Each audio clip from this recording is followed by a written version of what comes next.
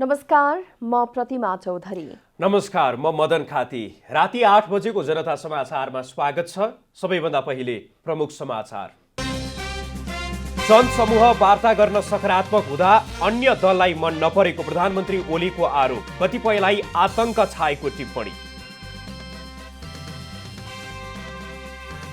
प्रदेश एकका मुख्यमन्त्री शेरधन राई विरुद्ध अविश्वासको प्रस्ताव पेश, प्रदेश सभाको बैठक फागुन 20 गतेसम्मका लागि स्थगित।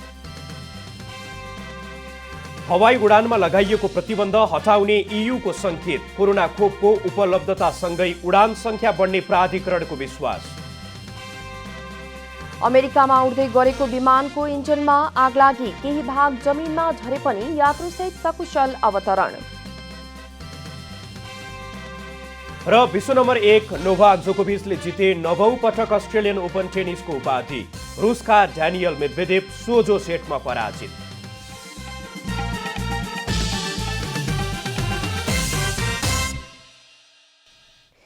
अब पूरा समाचार। प्रधानमन्त्री केपी शर्मा ओलीले भूमिगत रूपमा राजनीति गरिरहेको नेत्रविक्रम चन्द समूहले सरकारसँग वार्ता गर्न सकारात्मक हुँदा अन्य राजनीतिक दललाई मन नपरेको आरोप लगाउनु भएको छ। 5औं इन्द्रदह पर्यटन उत्सवलाई सम्बोधन गर्दै प्रधानमन्त्री ओलीले व्यवस्थाको विरोधमा हतियार उठाइरहेको चन्द समूहका नेता नेत्रविक्रम चन्दले सरकारसँग वार्ता गरी समाधानमा जान्छौं भनेर वक्तव्य निकालेपछि कतिपयलाई आतंक छाएको बताउनु भएको हो। चन्द समूहले वार्ता गर्ने भएपछि उक्त समूहलाई प्रयोग गर्न चाहनेहरूमा छटपटी भएको पनि प्रधानमन्त्री ओलीले टिप्पणी गर्नुभयो। पृथकतावादको कुरा गरिरहेको सीके राउत पृथकतावाद छाडेर राष्ट्रिय राजनीतिको मूलधारमा आउँदा पनि अरूलाई छटपटी भएको प्रधानमन्त्री ओलीको भनाइ छ। व्यवस्थाको विरोध गरिरहेका विप्लव समूहका नेता विप्लवले सरकारसँग वार्ता गर्छौं, हामी वार्ता गरेर समाधानमा जान्छौं भनेर वक्तव्य निकालेछन्। कतिपयलाई आतंक छायो। विप्लवलाई प्रयोग गरौँला कि भनेको त वार्ता गरेर समस्या समाधान गर्छु पो भन्न थाले। यो त देश त साँच्चै हरेक हिसाबले अगाडि बढ्छ है क्या हो।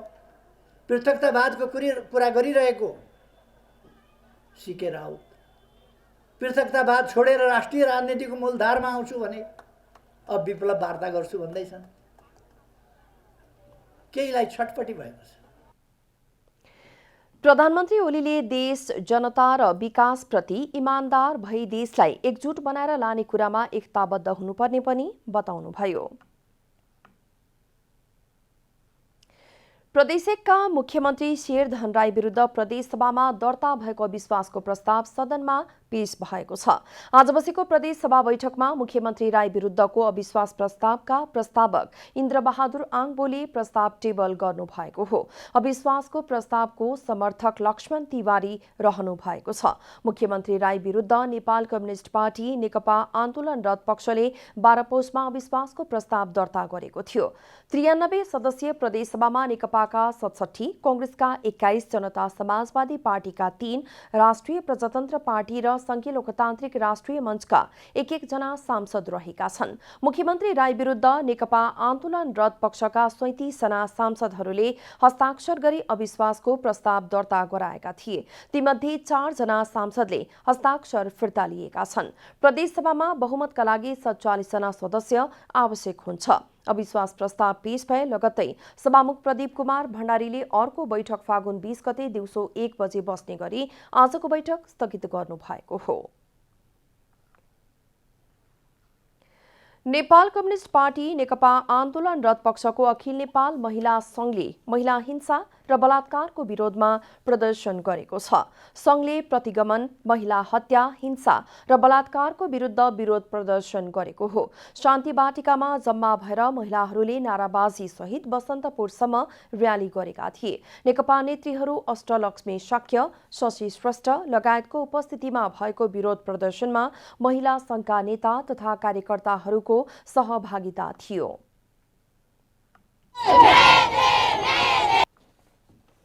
प्रदर्शनकारीहरूले सूर्य चिन्ह तथा हँसिया हथौडा अंकित झण्डा समेत बोकेका थिए। वरिष्ठ अधिवक्ता बालकृष्ण न्यौपानेले नेपाली जनता वर्तमान व्यवस्थाकै विरुद्धमा रहेको बताउनु भएको छ। काठमाडौँमा आयोजित अन्तर्क्रिया कार्यक्रममा वरिष्ठ अधिवक्ता न्यौपानेले नेताहरूको व्यवहारका कारण नेपाली जनता अहिलेको व्यवस्थाको विरुद्धमा उत्रन सक्ने खतरा रहेको बताउनु भएको हो। उहाँले प्रतिनिधि सभा पुनर्स्थापना गर्नु यो व्यवस्थाको अन्त्यतर्फ जानुभएको पनि बताउनुभयो। अहिलेका नेताहरूलाई राजा हुने इच्छा जागेको उहाँको भनाइ छ। र संसद पुनर्बहाली गर्नु भनेको यो व्यवस्थाको अन्त्यतिर जानु हो। जनता अहिले पनि यति विकृतिमा छन्। अहिले हेर्नुहोस् त, राजा हुने इच्छा ललिता निवासको जग्गा माधव नेपाल र बाबुराम भट्टराईलाई मुद्दा लागेन। कार्यक्रममा नेपाल बार एसोसिएसनका महासचिव लीलामणि पौडेलले वर्तमान संविधानमा प्रतिनिधि सभा विघटनको प्रावधान नराखिएको बताउनु भएको छ। प्रतिनिधि सभा पुनर्स्थापना हुनुपर्नेमा जोड दिँदै पौडेलले प्रधानमन्त्री केपी शर्मा ओलीले अदालतको फैसला जस्तो आए पनि स्वीकार्छौं भन्नुपर्नेमा आन्दोलन गर्छौं भन्नु गलत भएको उहाँको भनाइ छ। गर्दाखेरिको अवस्थामा साबित 2047 सालको संविधानको धारा 53(4) मा जुन प्रधानमन्त्रीलाई विघटन गर्ने अधिकार दिएको थियो, त्यो अधिकारलाई अहिलेको संविधानमा नराखेको कारण र यो एकपटक विश्वास मत प्राप्त गरिसके पछाडि 2 वर्षसम्म अविश्वासको प्रस्ताव पनि ल्याउन नपाउने भन्ने व्यवस्था राख्नुको पछाडि यो मुलुकले कार्यपालिकाको स्थिरता खोजेको हो।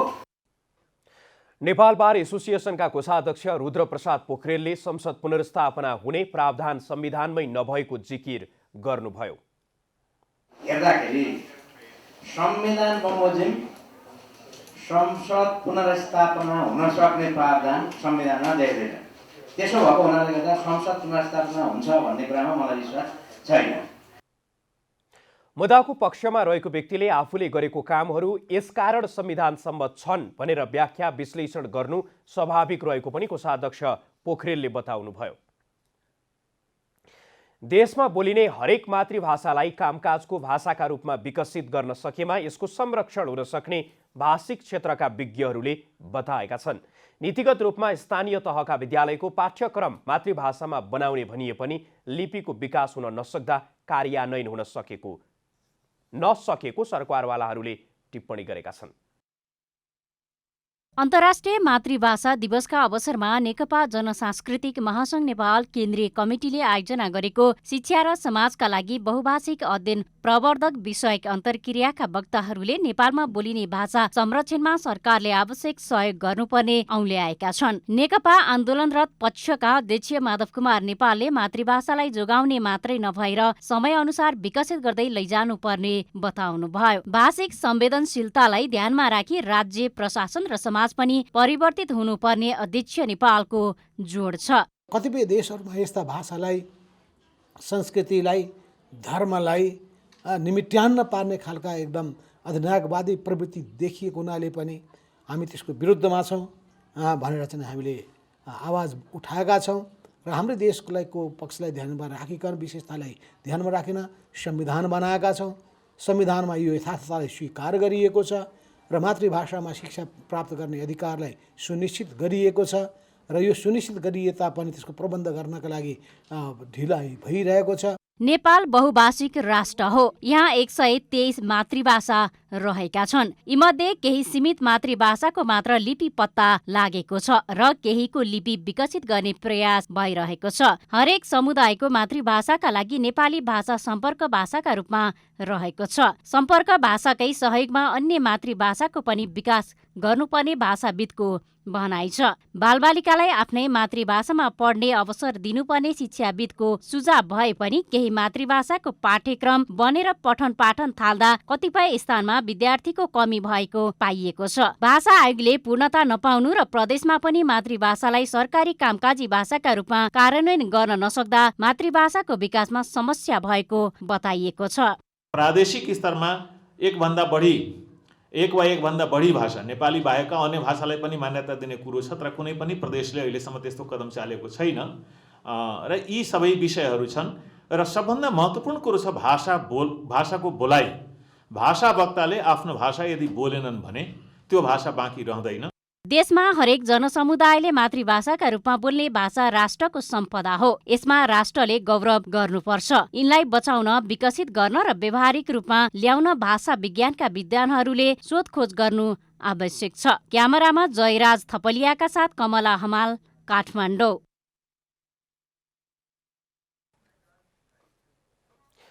विघटन विरुद्धको अन्तिम फैसला सुनाउने तयारीमा छ। राजनैतिक दबावका बीच कस्तो फैसला आउला भन्ने अड्कलबाजी हुन थालेको छ। देश यति बेला प्रतिनिधि सभा विघटन विरुद्ध सर्वोच्चले कस्तो फैसला सुनाउला भन्ने पर्खाइमा छ। प्रधानमन्त्री केपी शर्मा ओलीले पुस 5 गते प्रतिनिधि सभा भङ्ग गरेपछि तरङ्गित राजनीतिलाई सर्वोच्चले गर्ने फैसलाले नै सन्तुलित पार्ने अपेक्षा छ। तर सरकार पक्ष होस् वा आन्दोलनरत पक्ष अहिले सर्वोच्च अदालतलाई आफू अनुकूलको फैसला गर्न दबाब दिइरहेको देखिन्छ। शनिबार मात्रै प्रधानमन्त्री ओलीले विराटनगरको सभालाई सम्बोधन गर्ने क्रममा प्रतिनिधि सभा पुनर्स्थापना भई आन्दोलनमा जाने चेतावनी दिनुभएको थियो। सम्मानित सर्वोच्च अदालतले देशभरि भइरहेका यस्ता सभाहरूलाई हेरेको होला, यस्ता सभाहरूबाट प्रकट भएको जनताको अभिमत हेरिरहेको होला, संविधानको मर्म र भावना हेरेको होला र यसपछिका परिणतिहरू र मुलुक कता जान्छ भन्ने कुराको विश्लेषण गरेको होला। त्यसकारण म तपाईहरुलाई भन्न चाहन्छु, कुनै भ्रममा नपरेर, अन्योलमा नपरेर चुनावको तयारीमा जुट्नुहोस्। आन्दोलनरत पक्षले अदालतलाई दबाब दिइरहेको र प्रतिनिधि सभा पुनर्स्थापना गर्ने सेटिङ गरिरहेको प्रधानमन्त्रीको संकेत छ। आन्दोलनरत पक्ष दबाब र सेटिङमा उद्धत रहेको आरोप लगाउने प्रधानमन्त्रीको भनाइले के सर्वोच्च अदालतलाई दबाब दिएको छैन, स्वयं प्रधानमन्त्रीले नै बुझ्नुपर्ने विषय हो। यता आन्दोलनरत पक्ष पनि के कम आफ्नो हरेक विरोध सभामा सर्वोच्चलाई आफ्नो पक्षमा फैसला गर्न दबाब दिएका हुन्छन्। उनीहरूको पनि आफ्नै तर्क छ। सरकार अहिले प्रतिनिधि सभा भङ्गको निर्णयलाई यथावत राख्न सेटिङमा छ। यो उपस्थितिले पक्कै पनि हाम्रो सम्मानित अदालतलाई सहज भएको छ संविधानको पक्षमा, लोकतन्त्रको पक्षमा, गणतन्त्रको पक्षमा फैसला गर्न भन्ने म ठान्दछु। त्यसो भएन भने आधी आउँछ, हुरी चल्छ, कसैले थाम्न सक्दैन नेपालमा। नेपाली काङ्ग्रेसका सभापति शेरबहादुर देउवा भने सर्वोच्च अदालतको फैसलालाई नै सर्वोपरि मान्ने मनस्थितिमा हुनुहुन्छ। प्रतिनिधि सभा भङ्गको निर्णय यथावत भई निर्वाचन भई राजनीतिक रूपमा फाइदा लिन सकिने दाउमा काङ्ग्रेस छ र खुलेर सरकारको कदमको विरोध गर्न सकेको छैन। कम्युनिस्टको सरकार आयो, अदालत चाहिँ पनि एकदम डर, दुई तिहाईको डरले अदालत डराएको थियो कम्युनिस्टहरूको। तैपनि कति कुराहरूमा चाहिँ अदालतले सुविवेकीय निर्णय गरेको छ। त्यसैले चाहिँ नि हामी अदालतलाई मान्ने पार्टी हो। त्यसैले चाहिँ हाम्रो इच्छा विरुद्ध होस् कि हाम्रो इच्छा अनुसार होस्, हामी अदालतको निर्णयलाई हामी स्वीकार गर्नेछौँ। यसरी सम्मानित अदालतमाथि थुपारिएको दबाब, आफू अनुकूल फैसलाको अपेक्षाका बीच अदालतले बिना दबाब संविधान अनुसार फैसला लिने विश्वास गरिएको छ। ऋषि खतिवडा, काठमाडौँ। प्रधानमन्त्री केपी शर्मा ओलीले निर्माणाधीन नागढुङ्गा नौबिसे सुरुङ मार्गको निरीक्षण गर्नुभएको छ। प्रधानमन्त्री ओलीले आज नागढुङ्गाको दहचोक टुटे पाखा स्थित निर्माणाधीन सुरुङ मार्गको स्थलगत अवलोकन गर्नुभएको हो। प्रधानमन्त्री ओलीलाई आयोजनाका कन्सल्टेन्सी कोअर्डिनेटर रमेश प्रसाद कोइरालाले निर्माण कार्यको अवस्थाबारे जानकारी गराउनु भएको थियो। उहाँले अबको 13 महिनाभित्रमा सुरुङ खन्ने कार्यको ब्रेक थ्रु हुने गरी काम भइराखेको समेत बताउनुभयो। सबै सक्नलाई टनेलको काम सक्नलाई अलि 6 महिनादेखि 1 वर्षसम्म लाग्न सक्छ, अनि मात्रै यो सकिन्छ। र यो टनेलको बाहेक पनि यतापट्टि हामीले 2.5 किलोमिटरको बलम्बुसम्म यो बाटो हामीले जोडेर लान्छौँ। प्रधानमन्त्री सँगै सुरुङ मार्ग निरीक्षण गर्न भौतिक पूर्वाधार तथा यातायात मन्त्री बसन्त नेमवाङ पनि पुग्नु भएको थियो। निरीक्षणका क्रममा मन्त्री नेमवाङले 42 महिनामा निर्माण सम्पन्न गर्ने सम्झौता भएको बताउनुभयो।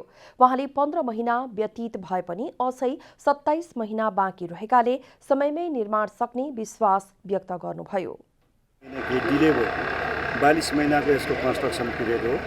42 महिनाको कन्स्ट्रक्सन पिरियडमा अहिले 15 महिना व्यतीत भइसक्यो भने अझै 27 महिना बाँकी छ। पछिल्लो चरणमा कामले स्पिड लिएको छ।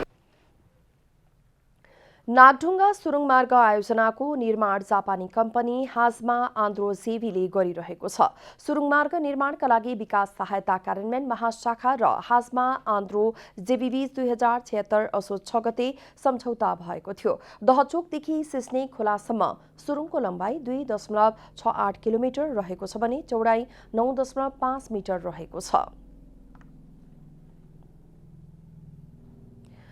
प्रधानमन्त्री एवं राष्ट्रिय सेवा दलका संरक्षक केपी शर्मा ओलीले राष्ट्रिय सेवा दल मार्फत प्राप्त ज्ञान सिप र दक्षतालाई राष्ट्र निर्माणमा लगाउनु पर्नेमा जोड दिनु भएको छ। सैनिक मुख्यालय भद्रकालीमा भएको स्वयंसेवक भूमिकामा राष्ट्रिय सेवा दल विषयक कार्यक्रमलाई सम्बोधन गर्दै प्रधानमन्त्री ओलीले विगतको गौरवपूर्ण इतिहासलाई गौरव गाथाको रूपमा गाएर मात्र नपुग्ने भन्दै सम्मानपूर्वक ढंगबाट कार्यान्वयनमा रूपान्तरण गर्नुपर्ने बताउनुभयो। प्रधानमन्त्री ओलीले राष्ट्रिय सेवा दलले प्राप्त तालिम सिकाइ सिपको जगमा उभिएर समाज र देशमा राष्ट्रिय भावनाको सृजना गर्नुपर्ने बताउनुभयो। खाली प्राकृतिक विपत्ति भयो, बाढी गयो, त्यति बेला सेवा दलका क्याडेट्स उपस्थित छन् भन्ने मात्रै होइन, अघि पछि पनि समाजमा समाजका जागरणका टर्च बियररको रूपमा, अग्रदूतको रूपमा क्याडेट्स अगाडि बढ्नुपर्छ। फरक प्रसंगमा प्रधानमन्त्री ओलीले इमानको बन्धनबाट भागेकाहरू अपराधी हुने भएकाले त्यस्ता मानसिकतालाई राष्ट्रिय परिवार दलका सदस्यहरूले राष्ट्रिय प्रेमको भावनामा सृजना गर्नुपर्ने बताउनुभयो। कार्यक्रममा प्रधान सेनापति पूर्णचन्द्र थापाले तालिम प्राप्त राष्ट्रिय सेवा दलका सदस्य दीर्घकालीन रूपमा राष्ट्रका लागि उपयोगी हुने बताउनुभयो। स्थापना कालदेखि नै यसले युवाहरूमा तालिम मार्फत अनुशासन, नेतृत्व क्षमता र इमानदारिता जस्ता सकारात्मक व्यक्तिगत गुणहरूको विकास गरी राष्ट्रियता र राष्ट्रिय एकताप्रति समर्पण भाव भएका देशभक्त युवा शक्तिको निर्माण कार्यमा विशेष योगदान दिँदै आएको छ। प्रधान सेनापति थापाले हाल मौजूदा राष्ट्रिय सेवा दल सदस्य वा तालिम प्राप्तहरूको संख्या राष्ट्रका लागि अपुग रहेको पनि बताउनुभयो। राष्ट्रलाई आपतकालीन एवं संकटको अवस्थामा विपद प्रकोप उद्धार कार्यमा परिचालन गर्ने उद्देश्यका साथ 2022 सालमा स्थापना भएको राष्ट्रिय सेवा दलबाट हालसम्म 51,332 जना छात्र छात्रा दीक्षित भइसकेका छन्।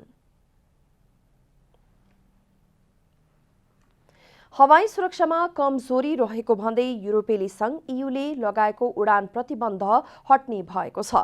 हवाई सुरक्षा प्रणालीमा सुधारका कारण आइकाबको कालो सूचीबाट हटेको र सुरक्षा अडिटपछि ईयू समेत कालो सूची मुक्त गर्न सकारात्मक रहेको नेपाल नागरिक उड्डयन प्राधिकरणले जनाएको छ। उडान सुरक्षामा आधुनिक सुरक्षा प्रणालीको अवलम्बन, प्रभावकारी नियमन तथा क्षमता वृद्धि लगायत कारणले नेपालको उड्डयन क्षेत्रमा गरिएको सुधारको प्रशंसा गर्दै ईयूले नेपाललाई कालो सूचीबाट हटाउने संकेत गरेको नेपाल नागरिक उड्डयन प्राधिकरणले जनाएको छ। आइकाओको कालो सूचीबाट मुक्त नेपाली उडान सुरक्षा अडिटपछि निकट भविष्यमै ईयूको कालो सूचीबाट मुक्त हुने विश्वास लिएको हो, जसको फलस्वरूप हामीले इकाओबाट कालो लिस्ट सूचीबाट हामी मुक्त भयौँ। अहिले ईयूले कालो सूचीमा यद्यपि राखेको भए तापनि उहाँहरूले पनि नेपालको सुरक्षा स्थिति पहिलाभन्दा धेरै राम्रो भएकोले अब हामीले यसमा पुनर्विचार गर्छौँ भनेर भनिराख्नु भएको छ र हामीले पनि हाम्रो आन्तरिक गृह कार्य गरिरहेछौँ र अब निकट भविष्यमा हामीले सेफ्टी अडिटको लागि उहाँहरूलाई बोलाएर उहाँले सेफ्टी अडिट गरेपछि मलाई लाग्छ अब ईयूले पनि आफ्नो कालो सूचीबाट हामीलाई हटाउनुहुन्छ। नेपालको हवाई सेवामा प्रश्न उठाउँदै ईयूले 8 वर्ष अघि अर्थात् सन् 2013 डिसेम्बर 5 तारिखदेखि सुरक्षण सूचीमा राखेको थियो। सोही कारण नेपाली हवाई सेवा प्रदायकलाई उडानमा प्रतिबन्ध लगाइएको थियो। प्राधिकरणले कोरोनाका कारण नेपाली उडान अझै सन्तोषजनक हुन नसकेको समेत जनाएको छ। विगतमा यो समयमा हुने आन्तरिक तथा बाह्य उडान संख्याको तुलनामा आन्तरिकमा 50% र बाह्यमा 25% हाराहारीमा मात्र उडान रहेको जनाएको छ। यद्यपि कोरोना खोपको उपलब्धतासँगै उडान संख्या बढ्ने प्राधिकरणको विश्वास छ। पोहोरको यही सिजनमा झन्डै 50वटा फ्लाइट पर डे हुन्थ्यो भने अहिले 10देखि 12वटा 15वटासम्म मात्रै हुन्छ र आन्तरिकमा 200+ हुन्थ्यो भने अहिले 70, 80, 90सम्म मात्रै भएको छ। तर अब यो चाहिँ क्रमिक रूपमा बढ्ने क्रममा छ र मलाई लाग्छ कोरोनाको भ्याक्सिन अब नेपालमा पनि आइसकेकोले धेरै लगाइसक्नु भएकोले अब प्यासेन्जर मुभमेन्ट, फ्लाइट मुभमेन्ट बढ्छ भन्ने आशा लिएका छौँ। प्राधिकरणले त्रिभुवन विमानस्थलमा हुने चाप र सुरक्षाका कारण भैरहवा विमानस्थल ढिलोमा 6 महिनाभित्र र पोखरा विमानस्थल 1 वर्षभित्र सञ्चालन योग्य बनाउन निर्देशन समेत दिएको छ। यस्तै निजगढ विमानस्थल पनि चाँडै सञ्चालनमा ल्याउने तयारीका साथ काम भइरहेको छ। प्राधिकरणले गत मङ्सिर 12 गते प्रकाशन गरेको एभिएसन सेफ्टी रिपोर्ट 2020ले नेपालमा हवाई दुर्घटना दर घटेको देखाएको थियो। क्यामेरामा जयराज थपलियाका साथ रूपा घिमिरे, काठमाडौँ। उद्योग मन्त्री लेखराज भट्टले सुदूरपश्चिम प्रदेशबाट औद्योगिक विकासको युग सुरु भएको बताउनु भएको छ। आज प्रेस संगठन नेपालले अत्तरियामा आयोजना गरेको पत्रकार सम्मेलनमा बोल्दै मन्त्री भट्टले सुदूरपश्चिम प्रदेशबाट औद्योगिक विकासको युग सुरु भएको बताउनु भएको हो। उहाँले सुदूरपश्चिम प्रदेशमा धमाधम औद्योगिक क्षेत्र सञ्चालनमा आउने बताउनुभयो।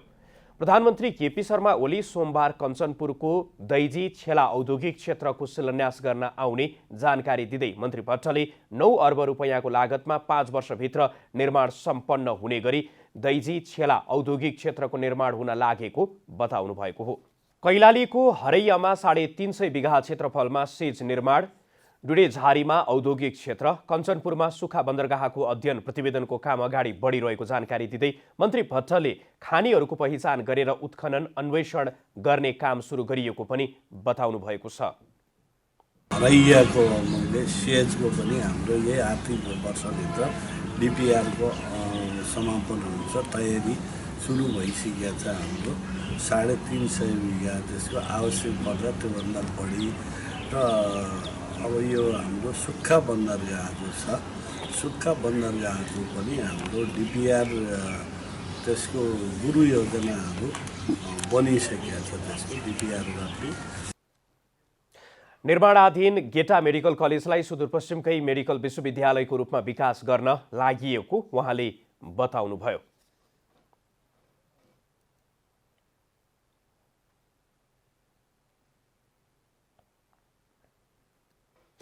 आफ्नै भान्जालाई अपहरण गरी फिरौती माग्ने मामालाई प्रहरीले पक्राउ गरी सार्वजनिक गरेको छ। जिल्ला प्रहरी कार्यालय धनुषाले आज पत्रकार सम्मेलन गरी आफ्नै भान्जाको अपहरण गरेका महोत्तरी जिल्ला पिपरा गाउँपालिका वडा नम्बर 7 का लक्ष्मेश्वर दासलाई सार्वजनिक गरेको हो। जिल्ला प्रहरी कार्यालय धनुषाका प्रमुख प्रहरी उपरीक्षक प्रकाश राणा भाटले अनुसन्धानका क्रममा आर्थिक प्रलोभनमा परेर अपहरण गरेको पाइएको बताउनु भएको छ। अब यसमा मुख्यतया आर्थिक कारण नै र पैसाकै कारणले गरेको देखिन्छ। उसले आफ्नो यसमा पैसाले गर्दा आफ्नो नाता सम्बन्ध पनि केही बिर्सेको जस्तो देखिन्छ। यो मुख्य कारण नै पैसाको कारण नै हो। अहिले सरसर्ती बुझ्दाखेरि त ऊ सामान्य कपडाको व्यवसाय गर्ने व्यापारी, कपडा तथा लोहा फलामको व्यापार गर्ने व्यक्ति देखिन्छन्। अब अरू थप उसको ब्याकग्राउन्डका बारेमा अनुसन्धान जारी नै छ। बालकलाई अपहरण गरेपछि बालकको आमालाई फोन गरी मामा दासले 1 करोड रुपैयाँ फिरौती मागेका थिए। त्यस लगत्तै प्रहरीले खोजी कार्य सुरु गरेको थियो। धनुषाको नग इराई नगरपालिका वडा नम्बर 6 स्थित लागमाबाट 7 वर्षीय चन्दन दासलाई शनिबार दिउँसो 1 बजे मोटरसाइकलमा बसाएर लक्ष्मेश्वर दासले अपहरण गरेका थिए। प्रहरीले बालकलाई शनिबार साँझ 8 बजे जनकपुर उपमहानगरपालिका वडा नम्बर 7 कटैया चौरी स्थित सरोज ठाकुरको घरबाट उद्धार गरेको थियो। नेपालमा कोरोना भाइरसका सक्रिय संक्रमितको संख्या 1500 भन्दा तल झरेको छ। पछिल्लो 24 घण्टामा 121 जना निको भएसँगै सक्रिय संक्रमितको संख्या 1494 जनामा झरेको स्वास्थ्य तथा जनसङ्ख्या मन्त्रालयले जनाएको छ। नेपालमा अहिलेसम्म 2,69,876 जना कोरोना संक्रमण मुक्त भएका छन्।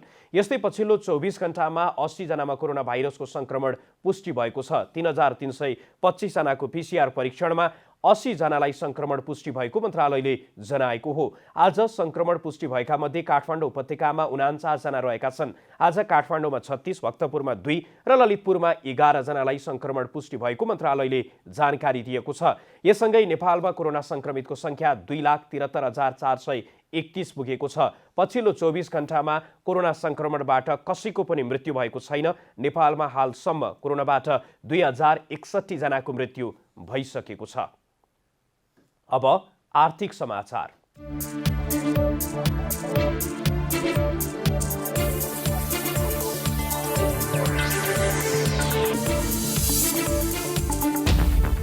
गत सातादेखि निरन्तर रेकर्ड बनाइरहेको नेप्सेको उच्चतम बिन्दुले आइतबार पनि निरन्तरता पाएको छ। आइतबार नेप्से 3.66 अङ्कले बढेर 2640.34 बिन्दुमा नयाँ रेकर्ड बनाउन पुगेको हो। गत बिहिबार भने 2636.68 अङ्कमा नयाँ रेकर्ड कायम भएको थियो। बजारमा क वर्गका परिसूचकको मापन गर्ने सेन्सिटिभ इन्डेक्स 2.20 अङ्कले घटेर 479.58 अङ्कमा झरेको छ। बजारमा वाणिज्य bank, finance, non life insurance, micro finance, life insurance समूहको परिसूचकमा गिरावट आएको छ। बाँकी सबै समूहको परिसूचकमा सुधार आएको छ। आइतबारको बजारमा 207 कम्पनीका 2,43,05,066 किता सेयर 93,039 पटक खरिद बिक्री हुँदा 8,83,46,00,000 रुपियाँ बराबरको कारोबार भएको छ। नेपाल धितोपत्र बोर्डले ज्योति लाइफ इन्सुरेन्स कम्पनी लिमिटेडलाई 66 करोड रुपियाँको आइपिओ निष्कासन गर्न अनुमति दिएको छ। बोर्डले प्रति किता 100 रुपियाँ अङ्कित दरको 66 लाख किता आइपिओ निष्कासन गर्न अनुमति दिएको हो। इन्सुरेन्सले एनएमबी क्यापिटललाई आइपिओ बिक्री प्रबन्धक नियुक्त गरेको छ। हाल 1,54 करोड रुपियाँ रहेको यस इन्सुरेन्सको चुक्ता पुँजी आइपिओ निष्कासन पश्चात 2,20 करोड रुपियाँ पुग्नेछ। आइतबार सुनको मूल्य तोलामा 800 रुपियाँले बढेको छ। अन्तर्राष्ट्रिय बजारमा मूल्य बढेसँगै नेपाली बजारमा सुनको मूल्य बढेको हो। बजारमा छापावाला सुन प्रति तोला 89,000 रुपियाँमा कारोबार भएको छ। शुक्रबार छापावाला सुन प्रति तोला 88,200 रुपियाँ रहेको थियो। बजारमा तेजाबी सुन प्रति तोला 88,550 रुपियाँमा कारोबार भएको छ। चाँदीको मूल्य पनि तोलामा 25 रुपियाँले बढेर 1,330 रुपियाँमा कारोबार भएको छ। अन्तर्राष्ट्रिय बजारमा सुन प्रति औँस 1,784 डलर हाराहारीमा कारोबार भइरहेको छ।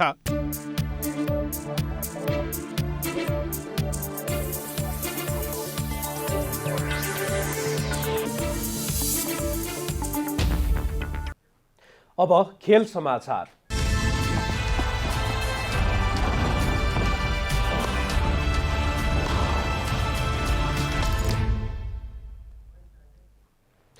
विश्व नम्बर 1 सर्बियन खेलाडी नोभाक जोकोभिचले कीर्तिमानी 9औं पटक अस्ट्रेलियन ओपन टेनिसको उपाधि जितेका छन्। मेलबर्नमा आज भएको फाइनलमा रुसका ड्यानियल मेदवेदेवलाई पराजित गर्दै जोकोभिचले 9औं पटक उपाधि उचालेका हुन्। उपाधि जित्ने क्रममा जोकोभिचले ड्यानियललाई 7-5, 6-2, 6-2 को सोझो सेटमा पराजित गरे। जोकोभिचले लगातार तेस्रो वर्ष अस्ट्रेलियन ओपन टेनिसको उपाधि जितेका हुन्। 9 पटक अस्ट्रेलियन ओपन जित्ने जोकोभिच पहिलो खेलाडी हुन्। जोकोभिचको यो 18औं ग्रान्ड स्ल्याम उपाधि हो। भारतले इङ्ल्यान्ड विरुद्धको टी20 सिरिजका लागि टिमको घोषणा गरेको छ। भारतले विराट कोहलीको कप्तानीमा 19 सदस्यीय टिमको घोषणा गरेको हो। भारतले घोषणा गरेको टिममा 3 खेलाडीले पहिलो पटक मौका पाएका छन्। ब्याट्सम्यानमा सूर्यकुमार यादव, विकेटकिपर ब्याट्सम्यान इशान किशन र अलराउन्डर राहुल टेवाटिया पहिलो पटक टी20 टिममा परेका छन्। उनीहरूले 2020 को आइपिएलमा उत्कृष्ट प्रदर्शन गरेका थिए। त्यस्तै रोहित शर्मा, भुवनेश्वर कुमार, ऋषभ पन्त र वरुण चक्रवर्ती टिममा फर्किएका छन्। चोटका कारण मनीष पाण्डे, सञ्जु सामसन र मयङ्क अग्रवाल टिम बाहिर रहेका छन्। भारतले घरेलु मैदानमा इङ्ल्यान्डसँग 5 खेलको टी20 सिरिज खेल्नेछ। टी20 सिरिज मार्च 12 मा सुरु हुनेछ। अब मौसम समाचार।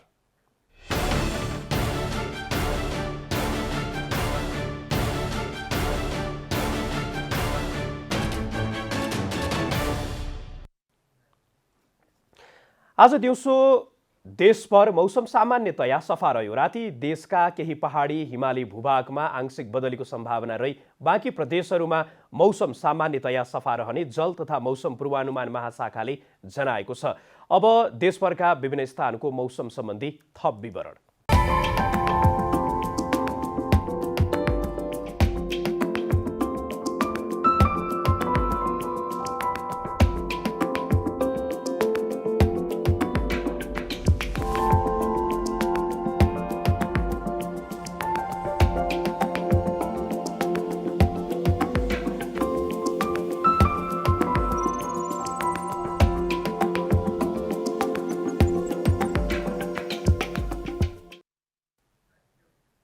अन्त्यमा आजको डायरी।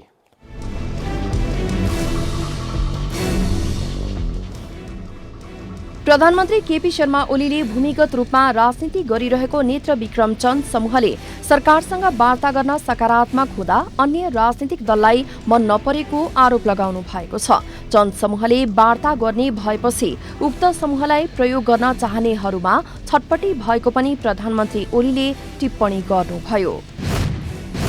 प्रदेश 1 का मुख्यमन्त्री शेरधन राई विरुद्ध प्रदेश सभामा दर्ता भएको अविश्वासको प्रस्ताव सदनमा पेश भएको छ। अविश्वास प्रस्तावका प्रस्तावक इन्द्रबहादुर आङबोले प्रस्ताव टेबल गर्नु भएको हो। अविश्वासको प्रस्तावको समर्थक लक्ष्मण तिवारी रहनु भएको छ। अविश्वास प्रस्ताव पेश भए लगत्तै सभामुख प्रदीप कुमार भण्डारीले अर्को बैठक फागुन 20 गते दिउँसो 1 बजे बस्ने गरी आजको बैठक स्थगित गर्नु भएको हो। देशमा बोलिने हरेक मातृभाषालाई कामकाजको भाषाका रूपमा विकसित गर्न सकेमा यसको संरक्षण हुन सक्ने भाषिक क्षेत्रका विज्ञहरूले जोड दिएका छन्। नीतिगत रूपमा स्थानीय तहका विद्यालयको पाठ्यक्रम मातृभाषामा बनाउने भनिए पनि लिपिको विकास हुन नसक्दा कार्यान्वयन हुन नसकेको सरकारवालाहरूले टिप्पणी गरेका छन्। अमेरिकामा उड्दै गरेको विमानमा आगलागी भएको छ। बोइङ जेट विमानको इन्जिन बिग्रदा आगलागी भएको हो। अमेरिकाको डेनबरबाट होनोलुलुका लागि उडेको बोइङ 777 विमानको इन्जिनमा आगो लागेको थियो। आगलागीबाट इन्जिनको केही भाग जमिनमा झरे पनि विमानलाई सकुशल डेनबर विमानस्थलमा अवतरण गराइएको थियो। विमानमा चालक दलका 10 सदस्य सहित 231 यात्रु थिए। विश्व नम्बर 1 सर्बियन खेलाडी नोभाक जोकोभिचले 9औं पटक कीर्तिमानी अस्ट्रेलियन ओपन टेनिसको उपाधि जितेका छन्। आज भएको फाइनलमा रुसका ड्यानियल मेदेवेदेवलाई जोकोभिचले 7-5, 6-2 र 6-2 को सोझो सेटमा पराजित गरेका हुन्। जोकोभिचको यो 18औं ग्रान्ड स्ल्याम उपाधि हो।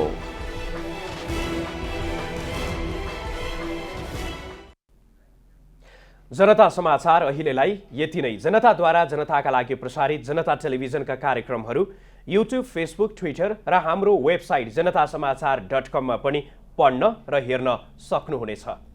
सूचनामा तपाईको सहभागिता, समयमा समाचार हाम्रो प्रतिबद्धता। कोरोना भाइरसको संक्रमणबाट बस्न नियमित रूपमा साबुन पानीले मिचीमिची हात धौँ, भिडभाडबाट टाढै रहौं। नमस्कार।